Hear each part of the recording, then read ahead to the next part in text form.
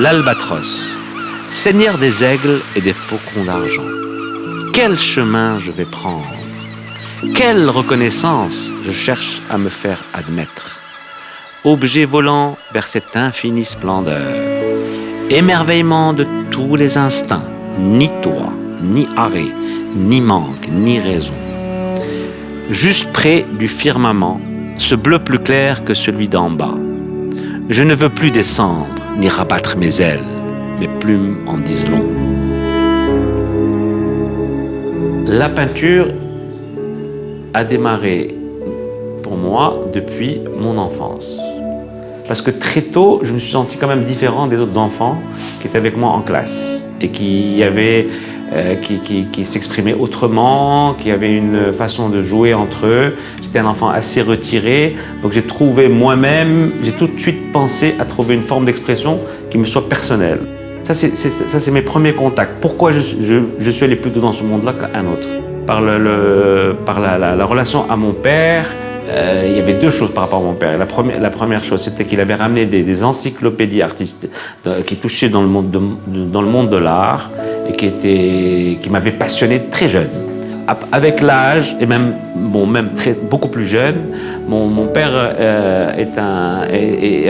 avait des salles de cinéma, donc il était complètement plongé dans le domaine du cinéma et par cet intermédiaire, très tôt, donc j'ai commencé à voir des films, donc j'ai vu un nombre considérable de films, j'avais cette possibilité, donc ça a énormément contribué à développer mon imaginaire, à me projeter dans des rêveries, dans des situations d'imagination, j'avais ce sens de la mise en scène très jeune.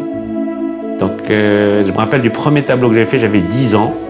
En fin de compte, je m'étais inspiré d'ailleurs par cette encyclopédie quand même mon père sur là.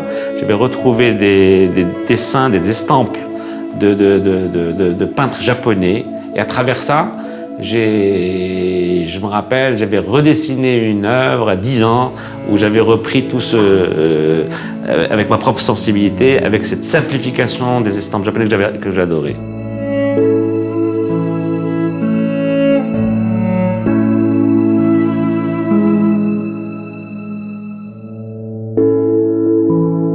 Voyageur de ciel en ciel, vers ce château rouge ocre lumineux. Ni sommeil, ni arrêt, ni ami. Solitaire dans la légèreté absolue.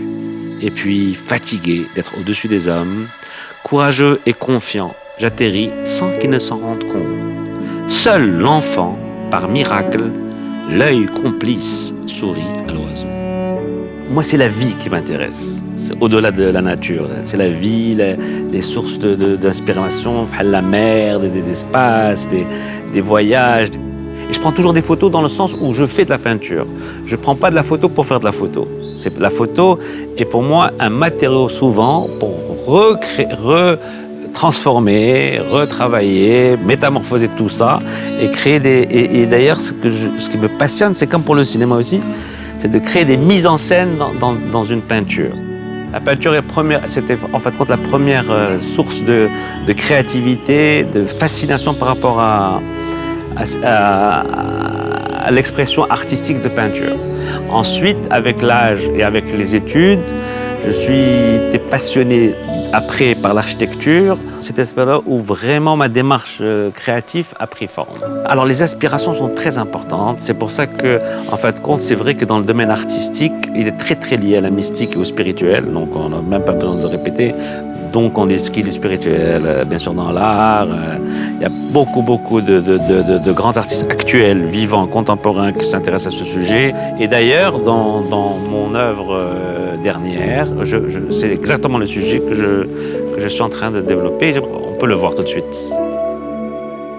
Voilà un triptyque qui traite de ce sujet. Alors, il est en 3 temps. Le premier temps, c'est le sujet de la méditation. Donc c'est un tableau sur la forêt et ça s'appelle Le rebelle dans la forêt. Alors ce rebelle rentre dans la forêt, donc il s'imbibe de la lumière qu'il y a. Mais alors la façon dont j'ai peint ce tableau est différente. D'abord, J'utilise beaucoup de matières que je trouve, notamment dans les forêts, des trucs, etc., des découpages, des morceaux de tissu, il y a des graines que je ramasse, il y a des choses que je fais sécher, il y a bien sûr les couleurs de la matière sont les couleurs de la peinture avec les peintures à l'huile, il y a des photos découpées, par exemple ici c'est des photos que je découpe, que je retravaille, où je les laisse dans la peinture, même des fois c'est pendant un certain temps.